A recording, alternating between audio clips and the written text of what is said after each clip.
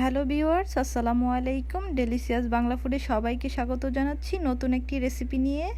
আজকে হাজির হয়েছি গড়ে থাকা সাধারণ কিছু উপকরণ দিয়ে সবথেকে সহজ পদ্ধতিতে ফ্রাইড চিকেন রেসিপি নিয়ে। আর এই ফ্রাইড চিকেন তৈরি করতে কি কি উপকরণ ব্যবহার করছি সেটাই আপনাদের সাথে শেয়ার করব। তো চলুন শুরু করা যাক। এখানে আমি আধা কেজি পরিমাণে চিকেন নিয়েছি আর চিকেনটাকে আমি স্কিন সহ নিয়েছি। সাধারণত ফ্রাইড চিকেনের ক্ষেত্রে স্কিন সহ চিকেনটা নিয়ে থাকে, এতে করে চিকেনটা খেতে অনেক টেস্টি হয় আর চিকেনের ভিতরে জুসিনেসটাও বজায় থাকে। তবে কেউ যদি স্কিনটা না নিতে চান সেক্ষেত্রেও কিন্তু কোনো সমস্যা নেই। এখন এর মধ্যে আমি দিয়ে দিচ্ছি 2 টেবিল চামচ আদা আর রসুন বাটা। দিচ্ছি এখানে আমি 1 টেবিল চামচ পরিমাণ লাল মরিচের গুঁড়া, তবে জালটা আপনারা আপনাদের টেস্ট অনুযায়ী বাড়িয়ে কমিয়ে দিতে পারেন। আর দিচ্ছি 1 চা চামচ পরিমাণ গরম মশলার গুঁড়া। এটা বাজার থেকে কিনে আনা গরম মশলার গুঁড়া, যে কোনো ব্র্যান্ডেরটা ব্যবহার করলেই হবে। আর দিচ্ছি 1 টেবিল চামচ পরিমাণ সয়া সস। সয়া সসটা হাতের কাছে না থাকলে সেক্ষেত্রে না দিলেও হবে, তবে দিলে টেস্টটা বেশি ভালো আসে। দিয়ে দিচ্ছি স্বাদ মতো লবণ, আর লবণটা একটু বুঝিয়ে দিবেন কারণ সয়া সসে বেশ ভালোই লবণ থাকে। এখন সবগুলো উপকরণ চিকেনের সাথে একত্রে মেখে নিতে হবে। আর একটা কথা, সয়া সস কিন্তু খুব সহজেই বাড়িতেই তৈরি করে নেওয়া যায়, এরকম একটা রেসিপি আমার চ্যানেলে দেয়া আছে, চাইলে দেখে নিতে পারেন। সবগুলো উপকরণ চিকেনের সঙ্গে ভালোভাবে মেখে নেওয়ার পর এটাকে আমি 2 ঘন্টার জন্য মেরিনেট করে এভাবেই রেখে দিব। আপনার হাতে যদি সময় বেশি না থাকে সেই ক্ষেত্রে 1 ঘন্টার জন্য মেরিনেট করে রেখে দেওয়ার চেষ্টা করবেন। আসলে যত বেশি চিকেনটা মেরিনেট করে রাখা হবে ততটা বেশি চিকেনের ভিতরে মশলাগুলো ঢুকতে পারবে। এখন চিকেনটা একটা সাইডে মেরিনেট হওয়ার জন্য রেখে দিচ্ছি। এখন একটা প্লেটে আমি মেজারমেন্ট কাপের 2 কাপ পরিমাণ ময়দা নিয়ে নিচ্ছি।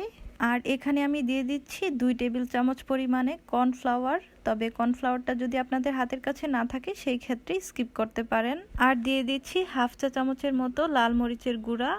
আর দিয়ে দিচ্ছি 1/4 চা চামচ পরিমাণ লবণ।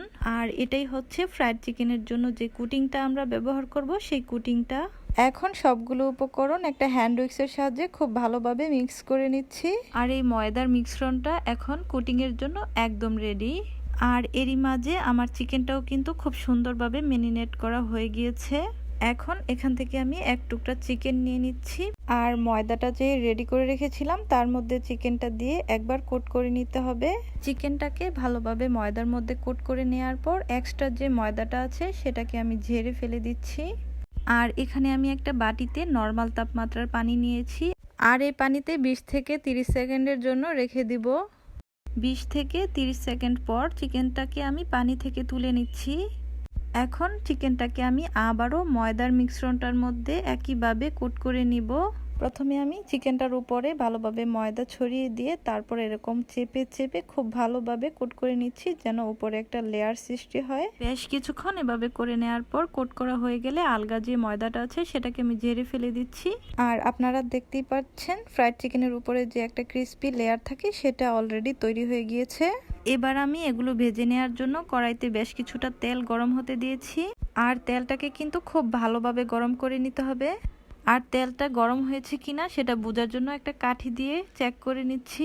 আর তেলটা কিন্তু গরম হয়েছে। তেলটা গরম হলে এরকম কাঠির চারপাশে বুদবুদ উঠতে থাকবে। আর ফ্রাইড চিকেনের ক্ষেত্রে তেলের সঠিক তাপমাত্রাটা খুবই গুরুত্বপূর্ণ, এতে করে কুটিংটা খুলে আসার কোনো ভয় থাকবে না এবং এটা অনেকটা ক্রিস্পি এবং পারফেক্টও হবে।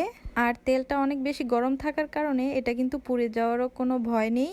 যখন তেলে চিকেনগুলো দেয়া হবে অটোমেটিকলি তেলের তাপমাত্রাটা ডাউন হয়ে যাবে। প্রথমে তেলটা খুব ভালোভাবে গরম করে নেওয়ার পর চিকেনগুলো ছেড়ে দেওয়ার পর চুলাটাকে মাঝারি আঁচে করে দিবেন, এতে করে উপরটা অনেক বেশি ক্রিস্পি হবে আর ভিতরটা আস্তে আস্তে কুক হতে থাকবে। আর দেখতেই পাচ্ছেন চিকেনটা দেওয়ার সাথে সাথে অনেকটা বুদবুদ সৃষ্টি হয়েছে, এতে করে উপরের যে ক্রিস্পি লেয়ারটা সেটা কিন্তু খুলে আসবে। আর এখন একটা সাইড হয়ে গেলে আমি চিকেনগুলোকে উল্টিয়ে দিচ্ছি এবং এক একটা চিকেনকে 15 থেকে 16 মিনিটের জন্য লো আঁচে ভেজে নিতে হবে। যেহেতু এগুলো ব্রয়লার চিকেন, 15 থেকে 16 মিনিটই যথেষ্ট। আর 15-16 মিনিট পর চিকেনটা কিন্তু ফ্রাই হয়ে গিয়েছে আর ভিতরটা সিদ্ধ হয়েছে কিনা একটা কাঠি দিয়ে চেক করে নিচ্ছি। তো আমার এই চিকেনগুলো ভেজে নেওয়া হয়ে গিয়েছে। এখন আমি একটা স্ট্রেনারের সাহায্যে তেল ছেঁকে চিকেনগুলোকে উঠিয়ে নিব।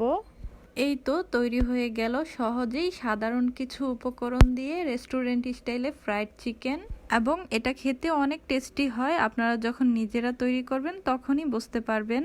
এখন আমি একটা ভেঙে দেখাচ্ছি, দেখতেই পাচ্ছেন কতটা সফট হয়েছে আর ভিতরের জুসিনেসটাও কিন্তু বজায় আছে। আমার আজকের এই রেসিপিটি আপনাদের ভালো লাগলে একটি লাইক দিবেন আর কমেন্ট করে জানাবেন, আর আমার চ্যানেলটি সাবস্ক্রাইব করে আমার পাশেই থাকবেন। আল্লাহ হাফেজ।